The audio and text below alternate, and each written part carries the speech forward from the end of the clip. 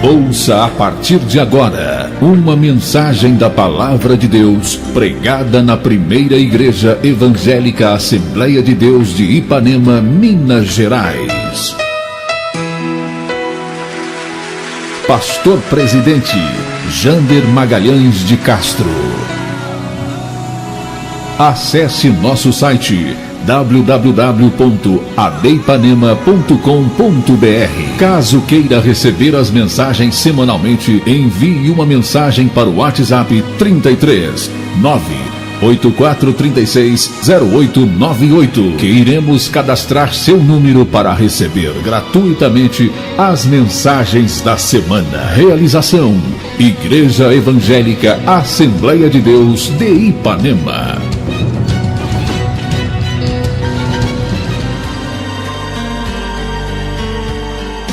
Meus irmãos, nós vamos agora para a palavra do Senhor. Esse culto está sendo gravado. Depois, os irmãos que quiserem ouvir,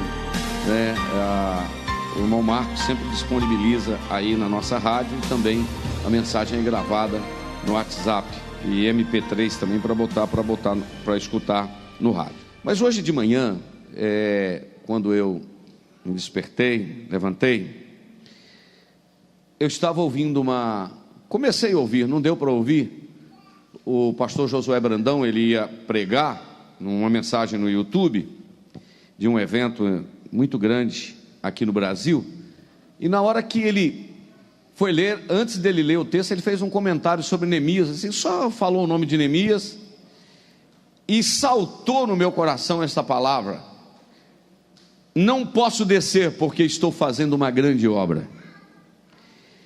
E naquele momento que eu me lembrei desse versículo, a pergunta que me veio ao coração foi: por que a obra que Neemias estava fazendo era uma grande obra? E eu passei o dia inteiro com esse texto na cabeça. Eu peguei de manhã lá no escritório o texto, fui em Neemias, capítulo 6, versículo de número 3, e copiei, dei um Ctrl+C lá da Bíblia e coloquei no Word, e fiquei com essa tela aberta no meu computador nos momentos que eu estava trabalhando em casa. E a pergunta que vinha é essa: Neemias disse: estou executando um grande projeto, ou uma grande obra, de tal maneira que eu não posso descer.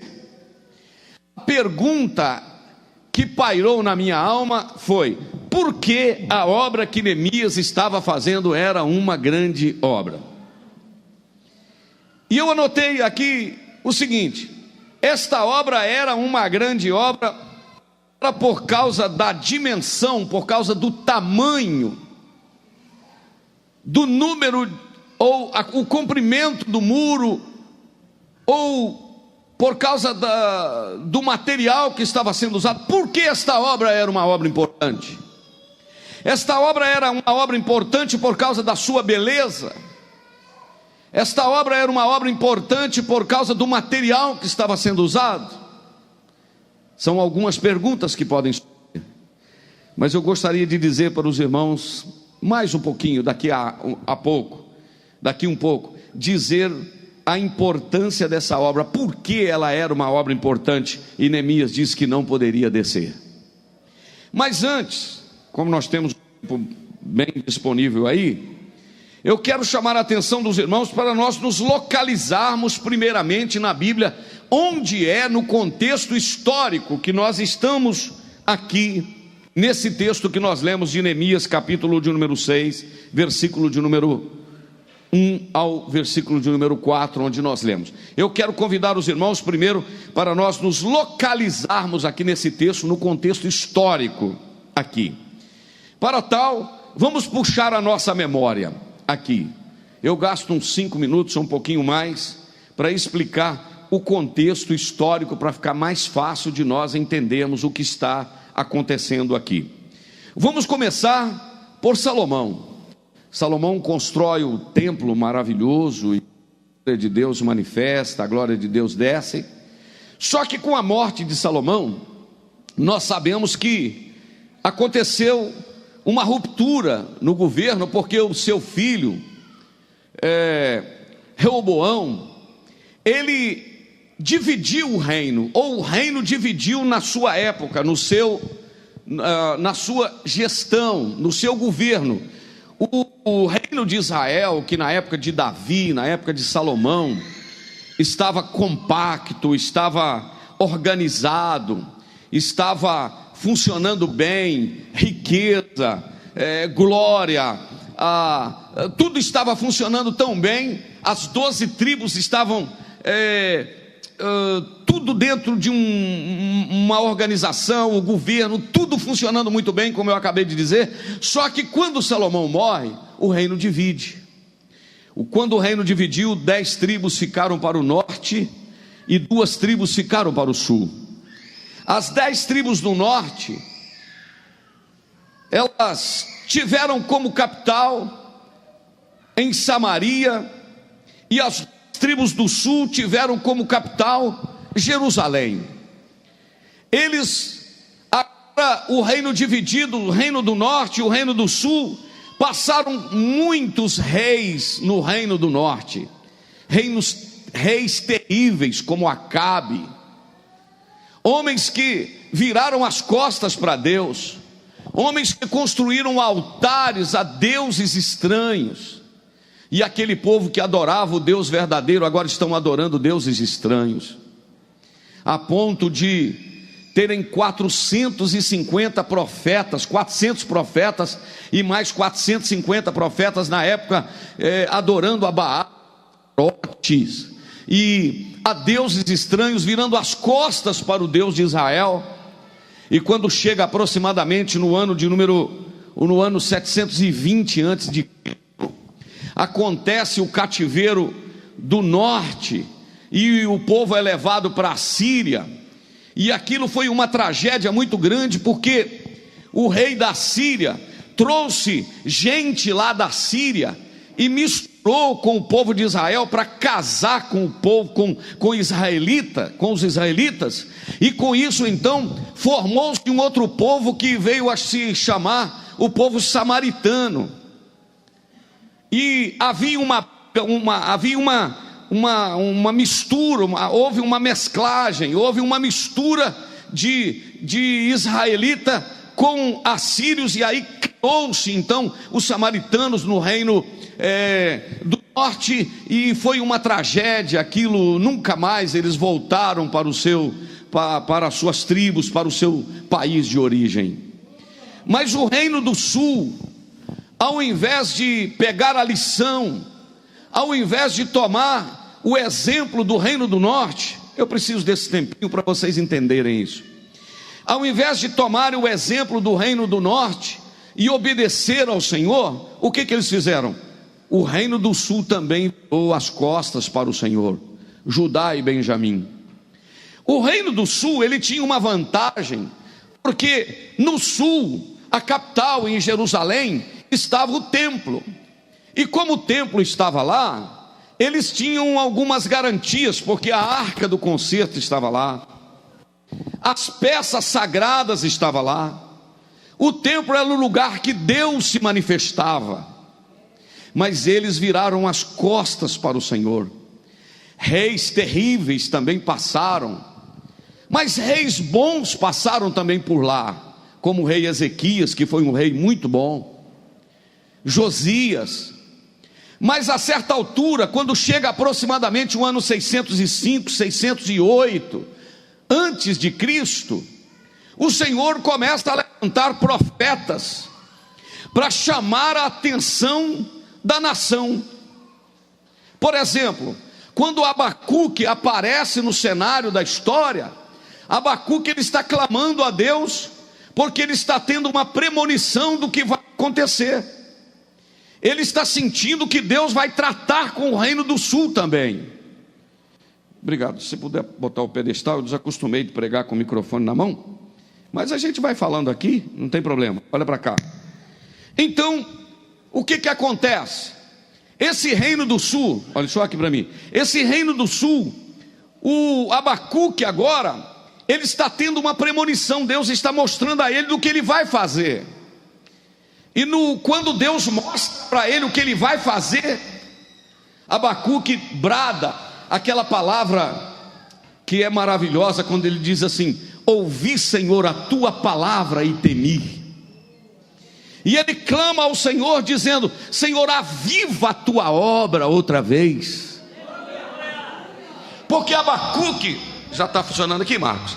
Abacuque, obrigado. Abacuque, ele está entendendo, ele está vendo, ele está notando que a justiça de Deus, Deus vai tratar com a nação.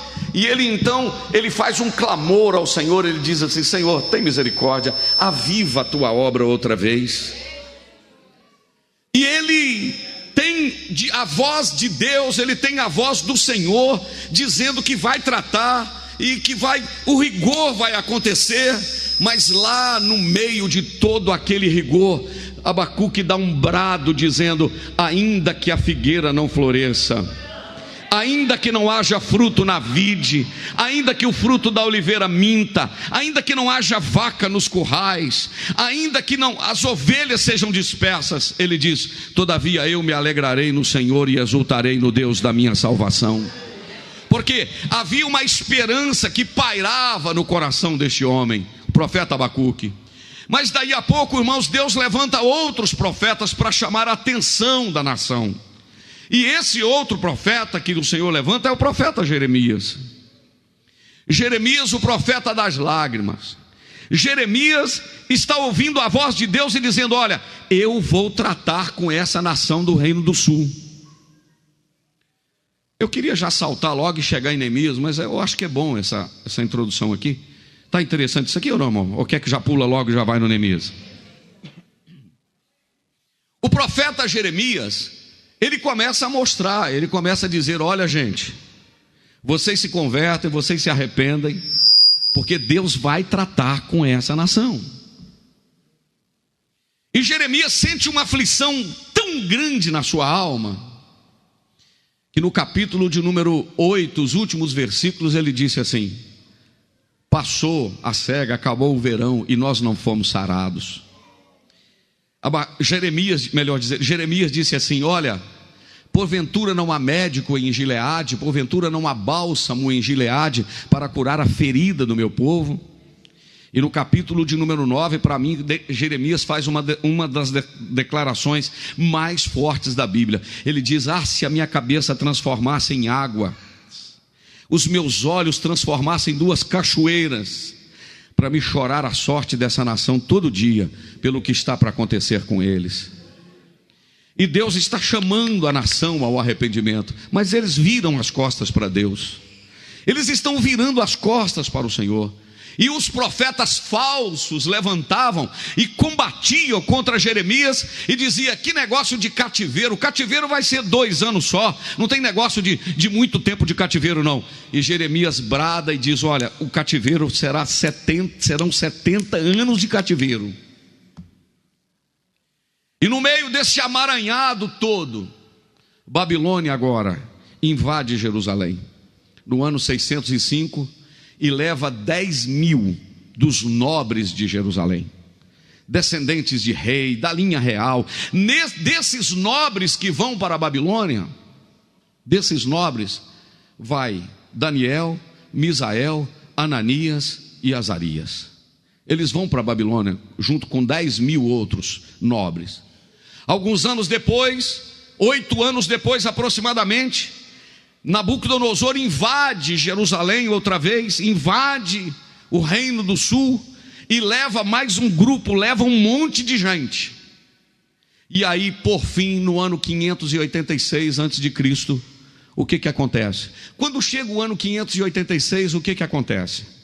Já tem lá 10.000, já tem Daniel, já tem Misael, já tem Ananias, já tem Azarias, tem 10.000 lá na Babilônia, mais de 900 quilômetros fora de casa, um cativeiro que duraria 70 anos, e quando chega o ano 586 aproximadamente, Nabucodonosor invade Jerusalém. Quando ele invade Jerusalém, ele invade o templo em Jerusalém, e quando ele invade o templo, ele rouba as peças sagradas do templo, aquelas peças do tempo de Moisés, lá do tabernáculo. Ele rouba os castiçais, roubam as peças sagradas do templo. E agora, meus irmãos, um dos momentos mais difíceis da história do povo de Deus é esse momento em que o templo é queimado, as portas do templo, as portas da cidade, roubam o ouro, leva tudo para a Babilônia. Você se lembra daquele templo que há 300 anos atrás aproximadamente, a glória de Deus havia descido sobre ele, na época de Salomão, e o Senhor havia dito: os meus olhos estarão aqui, o meu coração estará aqui, a minha presença estará aqui, eu manifestei a minha glória aqui. Agora, irmãos, 300 anos depois, isso tudo vai embora para o ar. Sabe por quê, meus queridos irmãos? Eu repito uma frase que eu sempre falo: quem nunca teve a glória de Deus pode ter, mas quem tem pode perder. Israel perdeu porque não conservou o de mais precioso que tinha. Ontem eu preguei num lugar aqui no estado do Espírito Santo, apesar da chuva, tinha muita gente. É uma mensagem que ela ficou gravada na nossa igreja, que foi pregada pelo pastor Tennyson aqui. É quando ele disse que tem pessoas que vivem momentos e não preocupa com propósitos. Quem vive momentos não valoriza pessoas. Quem vive momentos não valoriza a palavra. Quem vive momentos não valoriza conselhos. Quem vive momentos quer aproveitar o agora, mas quem vive propósitos vive uma vida para durar muitos anos, uma vida para durar muito tempo. E apesar de nesta noite eu esperava que não vinha tanta gente, olha como a casa do Senhor está, e Deus nos trouxe aqui para dizer que o projeto dele na sua vida é um projeto duradouro, é um projeto a longo prazo, não é um projeto de um mês, de um ano, de 2 anos, porque aqui não adianta começar bem, aqui tem que terminar bem. Este é o plano de Deus, terminar bem. Aleluia. Talvez até aquilo que você não está entendendo hoje faz parte do processo para dar resultados a longo prazo. Ô irmão, como é bom estar no lugar que Jesus está, que o Espírito Santo está. E agora, irmãos, aquele lugar que a glória havia se manifestado, agora não tem glória mais. Eu queria te falar uma das coisas mais tristes da Bíblia. Eu queria que você lesse depois o livro de Lamentações de Jeremias na sua casa. Agora eu estou vendo fumaça no templo. Diga comigo, fumaça. Eu estou vendo fogo no templo. Diga comigo, fogo. Só que esta fumaça e esse fogo não é fumaça e fogo da glória de Deus de 2 Crônicas, capítulo 6, capítulo 7, porque aquele fogo lá era o fogo da glória de Deus. Agora este fogo do ano 586 é o fogo aceso ou acendido ou colocado por Nabucodonosor. É o inimigo que está roubando tudo, é o inimigo que está levando tudo, porque faltou vigilância, faltou comprometimento, e quando falta comprometimento, nós aí nos comprometemos, nós colocamos em xeque o nosso futuro. Oh meu Deus do céu, eu vou ter que abrir um parêntese aqui para falar. Sabe qual é um dos momentos mais perigosos da nossa vida? É quando nós estamos bem, é quando a gente tem tudo que a gente conseguiu. Quando a gente não tem, você fica humilde, você vai para oração, você jejua, você clama, você chora, você esperneia. Quando Deus te dá, que você está numa situação estável, você não ora mais, agora você já tem tudo, agora você está bem, você está na posição que você almejava. Eu quero te dizer que esse é um momento do perigo. Sabe por quê? Porque a gente pode perder como Sansão perdeu. Sabe o que Sansão disse? Irei como das outras vezes e vou resolver tudo. Só que ele não sabia que ele havia perdido a presença de Deus, porque quem não cuida perde. Camarada não valoriza o amor, não valoriza o casamento, não valoriza, esse marido chato, essa mulher chata, não valoriza os bons momentos, não valoriza a casa que Deus dá. Quando perde, aí vai chorar atrás, vai dizer, por que eu não valorizei? Valorize hoje para não chorar amanhã. Valorize a tua igreja, valorize o teu pastor, valorize o teu grupo, valorize a casa do Senhor, porque amanhã você poderá chorar.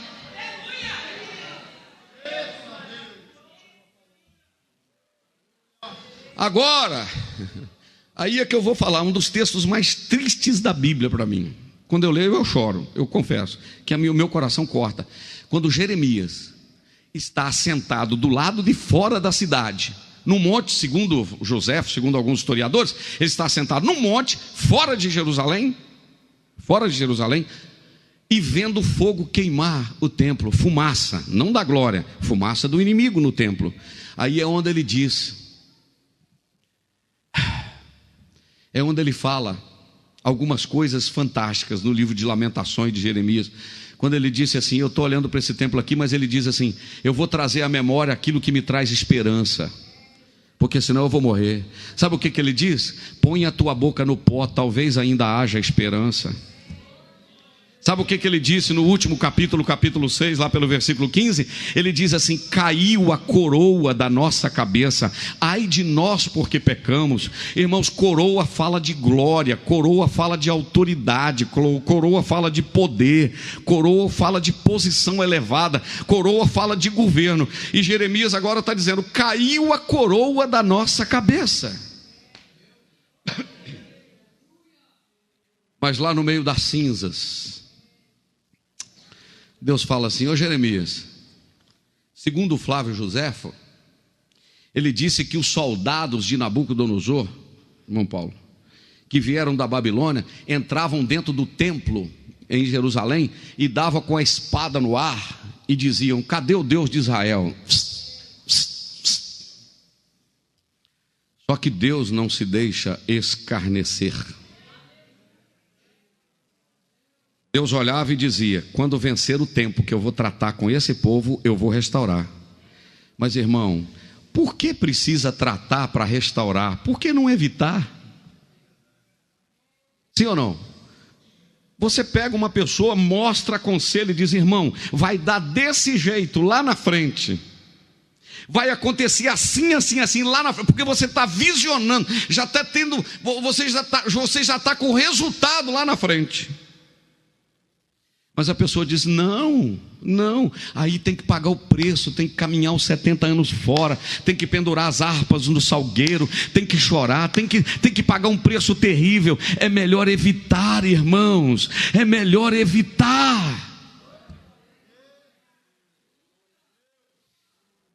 Certa vez, eu aconselhei um casal que estava namorando, no gabinete pastoral. Eu falei, olha, vocês começam a namorar hoje, se vocês não vigiar nessa e nessa e nessa área, daqui um tempo vocês estarão aqui nesse gabinete confessando o pecado e pagando um preço alto. Para que eu falei, irmãos? Tempos depois, aquela pessoa estava com lágrimas nos olhos, o nariz avermelhado e lágrimas nos olhos, dizendo, pastor, o que o senhor falou foi exatamente o que Deus falou, cumpriu. Olha, vai ter que ir para lá para pagar o preço. Mas só que, irmãos, eu glorifico porque Deus, Ele trata, mas Deus não desiste. Eu vou repetir, Deus trata, mas Deus não desiste. Eu vou falar outra vez, Deus trata, mas Deus não desiste. Deus trata, mas Deus não desiste. Vou falar pela terceira vez, quarta vez, Deus trata, mas Deus não desiste. No meio do caos, Deus fala, ô Jeremias, escreve uma carta para mim. Escrevo. Para quem? Para o pessoal que está lá na Babilônia. Lá eles não cantam, lá, como eu preguei aqui terça-feira passada, né? Está pendurado no salgueiro, nas árvores, os instrumentos estão pendurados lá. Eles não cantam. Como é que a gente vai cantar em terra estranha? Mas manda uma carta para eles, para mim, manda. Manda sim. O que o senhor quer que eu escreva? Escreve assim, ó. Diga para eles plantarem, diga para eles colherem, diga para eles que eles podem casar, diga para eles que eles podem trabalhar lá normalmente, porque vai durar 70 anos. Agora, quando vencer 70 anos, eu vou trazer eles de volta para cá. Aí é que eu amo aquele versículo, porque bem sei eu os pensamentos que eu tenho a respeito deles. Olha para você ver, Fernando, como Deus não diz isso. Eu tenho pensamentos, projetos com eles que eu não vou desistir. Vão pagar o preço, mas eu não vou desistir deles.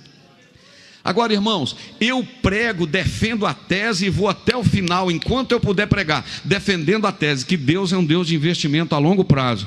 Quando venceu os 70 anos, mas aí eu vou chamar a sua atenção para 3 personagens. Esses 3 personagens, eles foram importantíssimos. Primeiro personagem, Jeremias. Esse não foi para o cativeiro, ele ficou em Jerusalém. Segundo personagem, Ezequiel. Esse foi para o cativeiro, ficou nas planícies, lá na beira do rio Quebar, num afluente lá do Tigre, do Eufrates, lá na Babilônia, na Mesopotâmia. E o Daniel estava dentro dos muros, Ezequiel fora dos muros, na Babilônia, e Jeremias cai em Jerusalém. E os 3 profetizando. Porque no negócio de estar perto ou estar longe não tem problema não. O Deus que fala com um, Deus que fala com o outro. Amém, irmãos? Deus fala aqui. Deus falou comigo em Brasília. Prepara, porque dentro de 30 dias eu vou mover um convite para tu sair do país. Brasília, 23 de maio de 2004. 1º de janeiro de 2005, Água Doce do Norte. Um irmãozinho dessa grossurinha assim, ó. Quem é bem magrinho aqui na igreja? O Vaguinho, não ia citar seu nome, mas não vou falar não. Assim, gordo igual o Vaguinho, dessa grossurinha. Quando eu acabei de pregar, Humberto, quando eu acabei de pregar, esse irmão chegou perto de mim, ele usava um paletó assim, mais maiorzinho um pouquinho do que ele, tadinho. Mas ele é tão bonzinho, irmão Sebastião, já morreu tem uns 3 anos, né? Servo do Senhor. Quando eu acabei de pregar, Deus falou comigo em Brasília, já 23 de maio de 2004. Agora Deus está falando comigo, 1º de janeiro de 2005, uns 7 meses depois, um pouquinho mais, lá em Água Doce, usando o irmão Sebastião, gordo igual o Vaguinho assim. Ele chegou perto de mim e falou: pastor, Deus mandou falar com o senhor que esse país que o senhor vai aí, ó, fez assim, porque ele não sabia qual país, que esse país que o senhor vai aí, ó, ele vai abrir uma porta para abençoar muita gente. Porque Deus fala as coisas encaixam. Se foi Deus que falou, se foi Deus que falou, presta atenção numa coisa. Abraão, 100 anos, Senhor, tu está falando que eu vou ter filho, eu estou 100 anos, eu não estou te perguntando se você tem 100 anos, eu estou falando que você vai ter filho. Senhor, a minha mulher é estéril, ela tem 90 anos, eu não estou perguntando se ela é estéril, nem quantos anos ela tem, eu estou falando que ela vai ter filho. Senhor, tem 70 anos que o povo está no cativeiro, eu não estou perguntando quantos anos tem, eu estou dizendo que quando vencer o tempo, eu vou trazer eles de volta, porque se foi Deus que falou, acabou. Aí, eles estão lá, Eduardo, estão lá no cativeiro, os anos passam, 30 anos, 40 anos, 50 anos, 60 anos, 70 anos. Quando chegou os 70 anos, tem um tal de Ciro. Já ouviu falar nesse cidadão? Resolveu ler lá o negócio das histórias, das crônicas lá,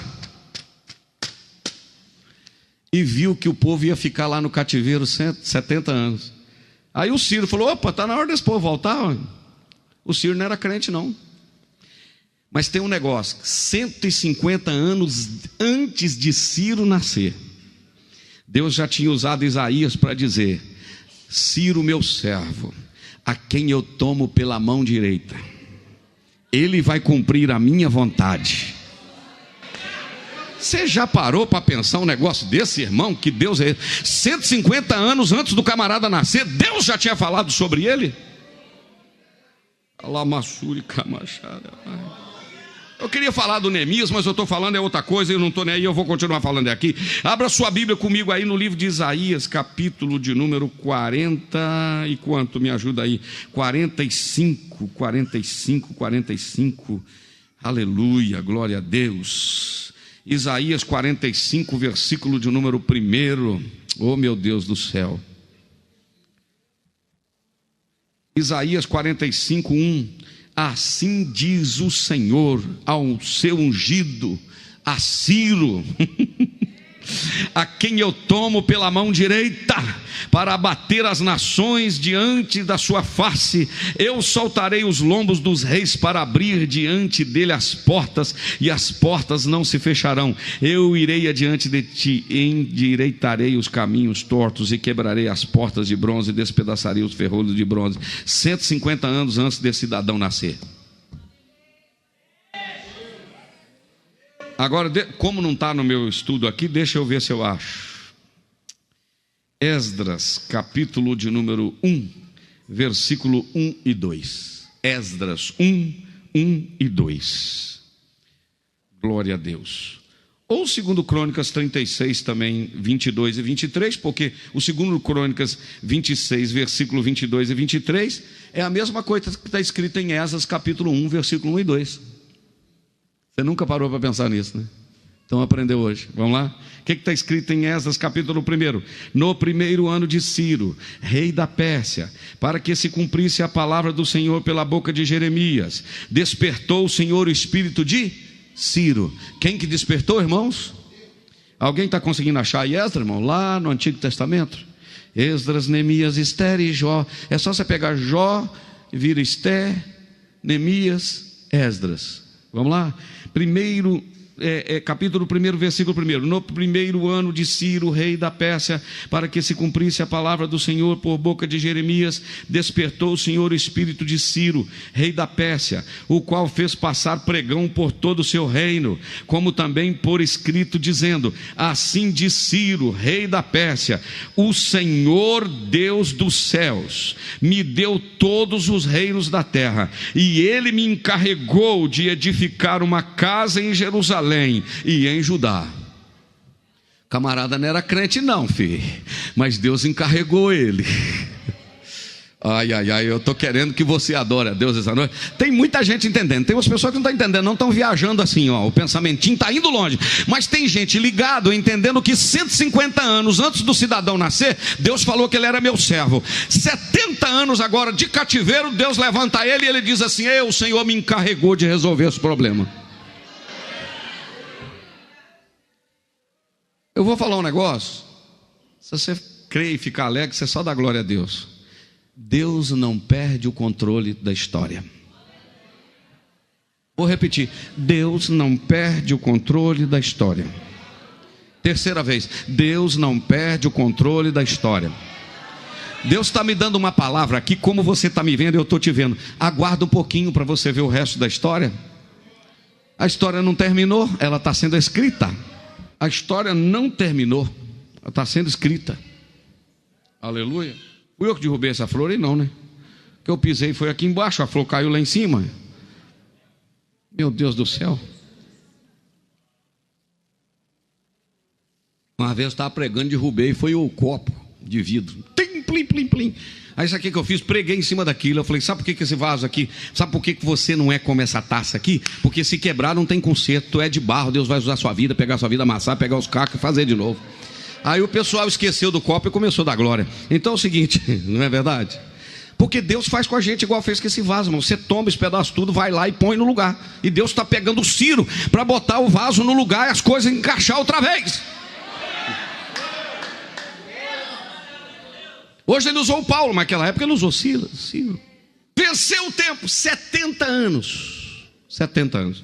Agora, chegou a hora de Deus agir. Sim ou não? Diga comigo, chegou a hora de Deus agir. Aí o que o Senhor faz? Deus olha e vê um cidadão chamado Zorobabel. Coloca no coração desse camarada no ano 538 a.C. Porque o cativeiro começou no ano 607, 608. Então agora é 538. Tem quantos anos? 608 para 538 dá quanto, irmão? 40? 48? Quantos anos o povo ia ficar no cativeiro, irmão? Muito bem, quem está aqui diga amém. 608 para 538, 70, irmão. Deus despertou Ciro exatamente os 70 anos. E ele levanta agora um cidadão por nome Zorobabel. E esse homem dá um brado. E quando ele dá um brado, ele consegue ajuntar 49.895 pessoas mais ou menos. 50 mil pessoas. Para voltar para Jerusalém, para reconstruir o templo. Agora, irmãos, olha aqui para minha mão, porque eu estou apontando 3 dedos. Deus usou 3 pessoas específicas. Usou Zorobabel, usou Esdras e usou Neemias. Zorobabel reconstrói o templo, Esdras reconstrói o culto, Neemias reconstrói os muros. Por que Deus não usou só Zorobabel para reconstruir tudo? Porque Deus tem tempo, lugar e pessoas. Vou repetir: Deus tem tempo, lugar e pessoas. Deus tem tempo, lugar e pessoas. Se você é a pessoa certa, no tempo certo e no lugar que Deus te quer, o resultado é sucesso. Como? Pronto. Restaurou o templo, Zorobabel voltou. E quando Zorobabel voltou com mais ou menos 50 mil pessoas, teve gente que não quis voltar, não é? Já viu aquela mensagem que a gente já pregou? Teve gente que falou: estou aqui na Babilônia há tanto tempo, já construí uma casa aqui. Até o pregador falou: já comprei uma casa aqui financiada mesmo na Caixa Econômica Federal da Babilônia, naquele projeto Minha Casa Minha Dívida. Eu já paguei 15 anos, não vou voltar para Jerusalém não. Eu tenho uma padaria aqui na Babilônia, eu não vou voltar para Jerusalém, porque lá eu não vou ter padaria. Aí Deus falou assim: agora não sei como é que eu vou fazer, porque o pessoal não está querendo voltar, eu não vou reconstruir o templo não. Você acha que Deus depende disso, irmão? Quando chega a hora de Deus fazer, volta quem quer. E Ele faz isso mesmo, com quem Ele quer. Irmão, não vou ajudar. Não ajuda, alguém vai ajudar. Deus vai deixar de fazer porque você não quer? Mas não vou não, porque vai chover. Vem quem não está com medo da chuva e Deus faz do mesmo jeito aí. Não vou não, irmão, porque não sei o que. Não vai, Deus faz com que eu levanta outro, irmão. Deus não vai deixar de fazer nada porque você não quer fazer não. Se eu dobrar meu joelho aqui e falar: Deus, não quero mais, amanhã eu vou entregar essa igreja, vou embora. Você acha que a igreja vai parar? Vai continuar, e quem sabe até melhor. Deus levanta o melhor e põe no meu lugar. Eu não vou ajudar no ciclo de oração não, que eu quero ver. Vai ver o quê? Vai ver a obra caminhar sem você.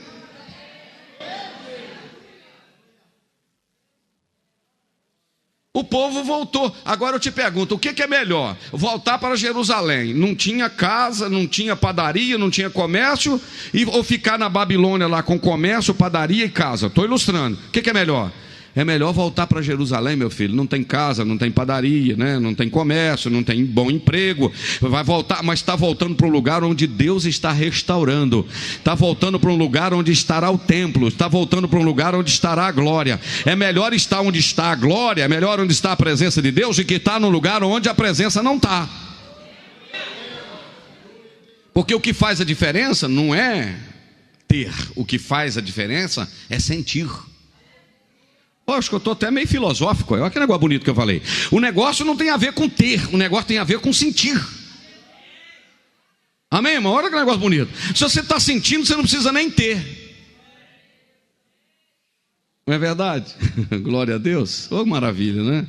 Oh, glória a Jesus. Como diz o pessoal do Rio, glória a Jesus, né? Então, aí volta. Mas eu não estou aguentando sem falar o negócio lá do templo. Vou falar. Porque de repente a gente conclui na semana que vem, não tem problema. Enquanto Jesus não volta, a gente vai. A gente vai na terça-feira ensinando. Começou a reconstrução do templo. Quando começou a reconstrução do templo, começaram as lutas e as batalhas. Irmãos, alguém já viu a obra de Deus ser feita sem luta e sem batalha? Alguém já viu a obra de Deus ser feita sem batalha, sem desafio? Alguém já viu? Eu nunca vi. Sempre que você começa, alguma coisa levanta. Aí levantaram os inimigos. Sabe o que eles faziam? Comparava o templo. Esse templo que o Zorobabel está reconstruindo, isso aqui não chega nem perto do templo que o Salomão fez. E outra coisa, vocês não têm dinheiro para acabar isso aí. Vocês são pobres, vocês não têm dinheiro para terminar isso aí. Caiu um desânimo, irmãos, em Zorobabel. Ele ficou 15 anos com a reconstrução do templo parado. 15 anos. Aí, como Deus começa e termina, Deus levantou um profetinha que escreveu só 2 capítulos, né? Profetinha chamado Ageu. Estou falando carinhosamente. Osé, Joel, Amós, Obadia, Jonas, Miqueias, Naum, Abacuque, Sofonias e Ageu. Olha aqui. Chamou esse tal de Ageu aqui, Abacuque e Ageu, que escreveu somente 2 capítulos. Apenas 2 capítulos, mas em 2 capítulos ele falou 29 vezes assim diz o Senhor. Em 2 capítulos ele falou 14 vezes Jeová é o Senhor dos exércitos. Aleluia. E ele chegou lá e falou: Zorobabel, o que foi? Você está parado aí?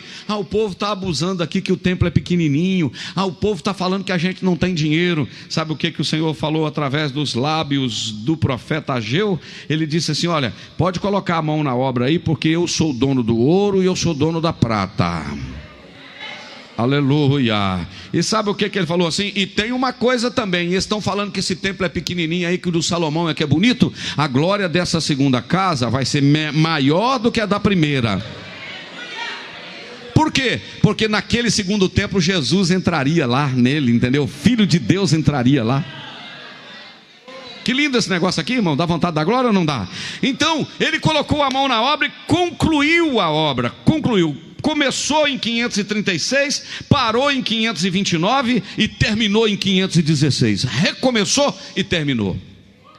E por falar em terminar, eu já estou quase terminando. Segura aí. O templo está restaurado, mas agora precisa restaurar o culto. Porque não adianta ter templo e não ter culto. Não adianta ter templo e não ter glória. Não adianta ter cantor e não ter adorador. Não adianta ter pastor e não ter homem de Deus. Não adianta ter pregador e não ter profeta. Não adianta ter igreja cheia de gente e não ter salvo. Amém, irmão? Não adianta ter altar e não ter fogo. Não adianta ter fumaça e não ter fogo. Fui pregar num lugar outro dia, uma misericórdia, um culto na praça. Pensa num culto ruim. Você já foi num culto ruim? Imagina esse dobra. Mas ruim. E uma cantora famosa, irmão, de longe, cantou e falou: levanta a mão, e levanta, e vira para o seu irmão, e foi. E eu estou sentado num canto lá esperando a hora de pregar. Daí a pouco eles soltaram um canhão de fumaça, assim, ó. Sabe o que é fumação? Eu levei um susto assim, eu falei: meu Deus do céu, essa fumaça aqui, eu achei que o trem estava pegando fogo, né? Não, eu não pensei isso, mas é aquele... Aí uma pessoa falou: pastor, é gelo seco, fica calmo, é fumaça. E aquele culto ruim, soltou fumaça no palanque, aquele troço mais ruim, irmão. Eu falei: Jesus, eu vou pregar daqui a pouco, tem misericórdia do teu servo. Daí a pouco o Senhor soprou assim no meu ouvido: esse povo não está precisando dessa fumaça aí, o pessoal está precisando é de fogo. Sabe o que Deus falou? Eu vou te dar uma palavra, eu vou te mostrar o poder da minha palavra. Irmão, para a glória de Deus, com 15 minutos tinha gente chorando, jogando a mão para o céu e adorando a Deus na praça, pelo poder da palavra de Deus. Não é pelo pregador, é pelo poder da palavra de Deus. A palavra de Deus tem poder. O templo está construído, agora precisa da palavra. Por isso que crente que ama a palavra de Deus, ele sobrevive às provas com mais facilidade. Porque vem o vento, ele é apaixonado com a palavra de Deus, ele fica firme. Não é assim? Fica firme. Aí, o que o Senhor Deus faz? Agora os anos se passam, o nosso irmão Zorobabel voltou no ano 538. Quando chega o ano 458, quantos anos? 538 para 458 dá quanto? Dá 70, dá 80 anos depois? Não, dá menos, ajuda aí. 538 vai dar uns 70 aí. Faz a conta aí, Alexandre, na calculadora para mim, que minha cabeça está ruim. Ele volta, quando ele volta, 88, olha aí, 538, quando chega no ano 458, Deus levanta Esdras, e o Esdras volta para Jerusalém para fazer a reforma espiritual. Irmão, eu gosto do livro de Esdras, porque ele começou a pregar de manhã, pregou até o meio-dia. O povo sentiu tanto o poder da palavra, que o povo começou a chorar e arrepender. Quando o povo começou a chorar e arrepender, depois começou a louvar o Senhor na parte da tarde. Então, palavra primeiro, arrependimento depois, louvor depois. Não adianta vir com a vida toda enrolada e dizer: aleluia, eu te amo. Não, palavra de Deus, arrependimento, confissão e louvor. Primeiro palavra, arrependimento e adoração. O povo se arrependeu. Agora nós temos templo e nós temos culto. Mas agora está faltando o quê? Restaurar os muros da cidade. Porque uma cidade sem muro, ela era uma cidade indefesa. E agora Deus não usa Zorobabel, o Senhor Deus não usa Esdras, mas o Senhor Deus levanta um cidadão chamado Neemias. E aí eu quero que você jogue os seus olhos no capítulo 1 do livro de Neemias. Todos os irmãos no capítulo 1 do livro de Neemias, por favor. Agora nós estamos, quando Zorobabel voltou no ano 538, Esdras voltou no ano 458, agora Neemias está voltando aproximadamente no ano 445, antes, uns 13 anos depois do que Esdras voltou. Quem está voltando agora é Neemias, para reconstruir o quê? Os muros. E eu queria falar algumas coisas sobre esse cidadão chamado Neemias. Coloca os seus olhos no capítulo de número 1, versículo de número 1, as palavras de Neemias. Neemias está lá no Antigo Testamento, depois de Esdras, antes de Ester. As palavras de Neemias, filho de Acalias, e sucedeu que no mês de Quisleu, no ano 20º, estando eu em Suzã, a fortaleza. Onde era essa Suzã? Lá na Babilônia. Lá na Babilônia. Agora não é mais o governo de Nabucodonosor, é o governo medo-persa, é outro governo que está comandando, porque a Babilônia tinha sido vencida naquela noite que o Beltesazar apareceu a mão de Deus escrevendo na caiadura da parede, né?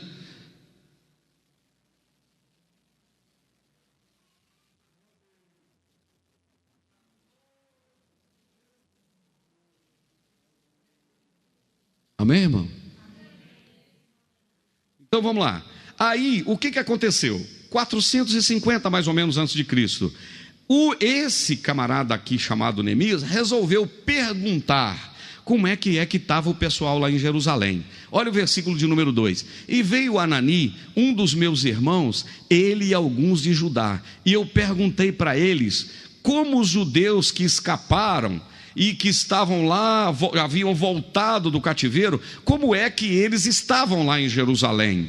Olha o versículo de número 3. E então o pessoal, o Anani, disse para Neemias: olha, os restantes que restaram do cativeiro lá na província estão em grande miséria e desprezo. O muro de Jerusalém está fendido e as suas portas estão queimadas a fogo.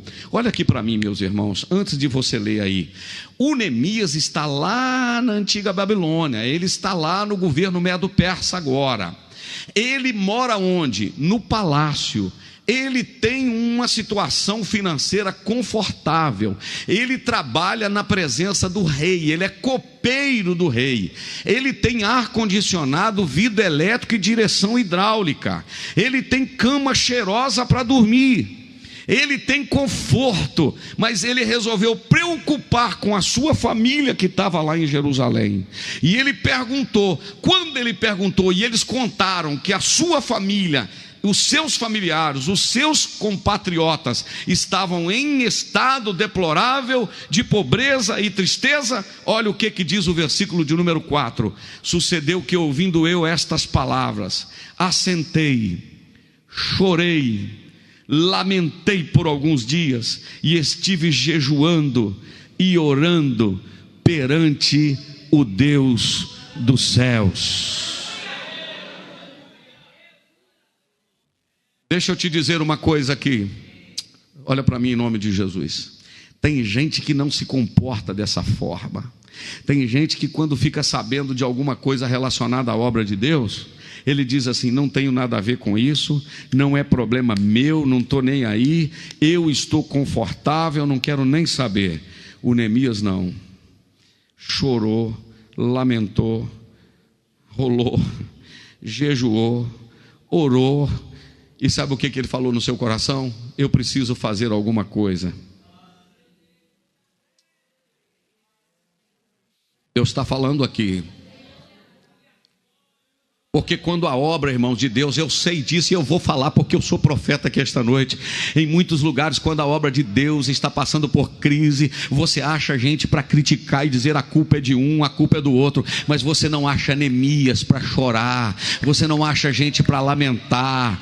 Quando tem alguém passando prova, um irmão, uma irmã, uma família passando prova, diz: a culpa é isso, a culpa é disso, a culpa está vendo lá. Mas quem tem o coração de Neemias, ele disse: não, vamos chorar, orar, vamos gemer, vamos clamar, vamos fazer uma campanha, vamos restaurar esse negócio. Deus não desistiu do seu povo, alguma coisa vai acontecer. E sabe o que o Neemias disse? Se precisar de mim, eu vou me posicionar.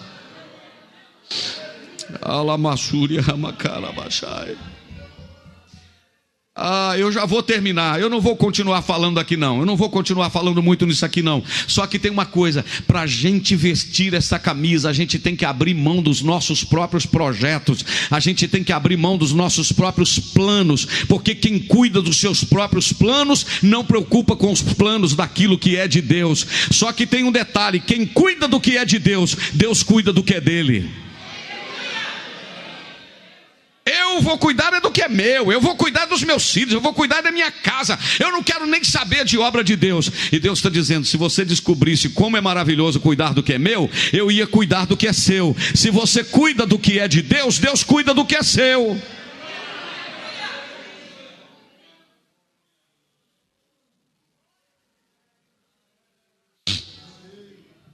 Irmão, deixa eu desabafar aqui. A gente encontra gente crente chorando pelos próprios problemas. Senhor, meu filho, minha casa, minha neta, meu neto, meu problema, meu negócio. E Senhor, dá vitória, pede oração só para ele. Porque ele acha que ele é um centro do mundo. É difícil você encontrar alguém chorando pela obra. Senhor, salva almas. Senhor, abençoa aquele irmão que está passando luta. Senhor, restaura isso aqui. Senhor, manda recurso. Irmão, quando a gente coloca o coração nesse negócio, sabe o que Deus do céu faz? Meu filho, você está chorando pelo que é meu? Deixa eu cuidar daquelas preocupações suas. Alguém consegue entender isso aqui, irmão? Tem algumas pessoas que estão entendendo. Enquanto você chora pelo que é de Deus, Deus está cuidando dos detalhes daquilo que é seu. Ramanagasuri Kalamachai. Aleluia, glória a Deus, glória a Deus, glória a Deus, glória a Deus. E olha o que está escrito no versículo de número 5. Neemias agora começa a dizer: Senhor, Deus dos céus, Deus grande e terrível, que guardas o conserto e a benignidade para com aqueles que te amam e guardam os teus mandamentos. Olha o versículo de número 6. Estejam, pois, atentos os teus ouvidos e os teus olhos abertos para ouvir a oração do teu servo, que eu hoje faço perante ti de dia e de noite, pelos filhos de Israel, pelos teus servos. Agora esse resto do versículo mexe comigo. E faço confissão pelos pecados dos filhos de Israel, que pecamos contra ti. Também eu e a casa de meu pai, nós pecamos. Irmão, Neemias está pedindo perdão pelo povo, porque ele também se sentia culpado, que aquilo era consequência do pecado dele e da família dele. Ele confessou e pediu misericórdia. E quando ele fez isso, o céu moveu. Deus olhou e disse: eu vou usar esse camarada. É ele que eu vou usar. Ele está preocupado com o meu, ele vai ser o instrumento meu. Eu olho daqui para lá, irmãos, e eu vejo possibilidades de Deus pegar vidas para usar. Terça-feira eu continuo.